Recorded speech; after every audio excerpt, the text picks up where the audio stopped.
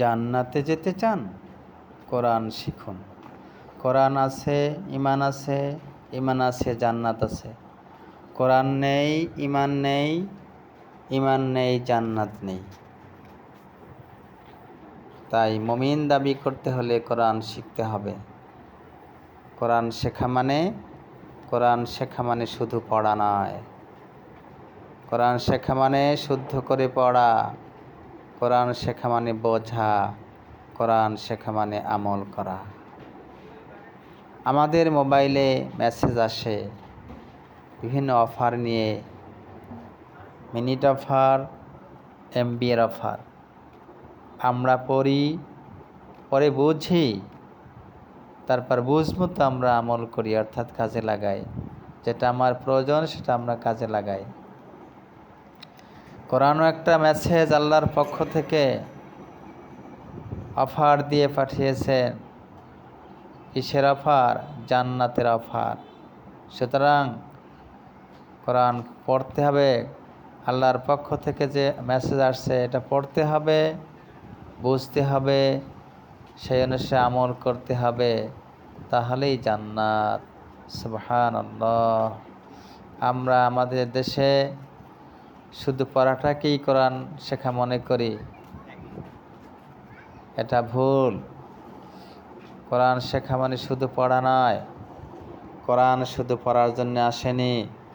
সুর করে তেলাওয়াত করলাম, মানুষ দিকে শুনলাম, যথেষ্ট নয়। কোরআন শুধু তেলাওয়াতের জন্য আসেনি। কোরআন আসছে আল্লাহর পক্ষ থেকে জান্নাতের সুসংবাদ নিয়ে।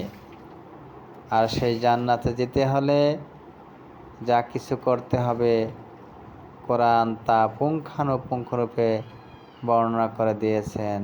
সুবহানাল্লাহ।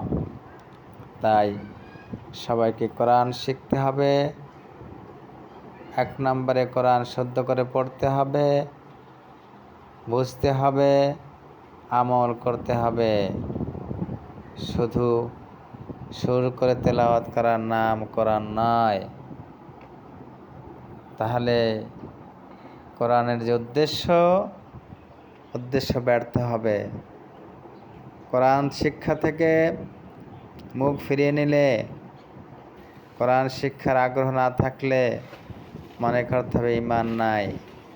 ঈমান ভঙ্গের যতগুলো কারণ রয়েছে, 10টি কারণ রয়েছে, তার মধ্যে একটি কারণ হলো কোরআন শিক্ষা না করা, কোরআন শিক্ষা থেকে মুখ ফিরিয়ে নেয়া।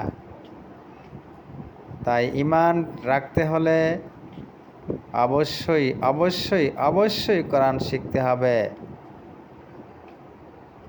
তাহা না হলে জান্নাতের আশা করা যাবে না।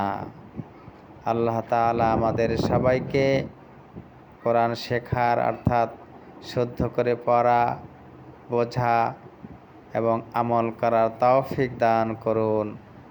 আমিন। আসসালামু আলাইকুম ওয়া রাহমাতুল্লাহি ওয়া বারাকাতুহু।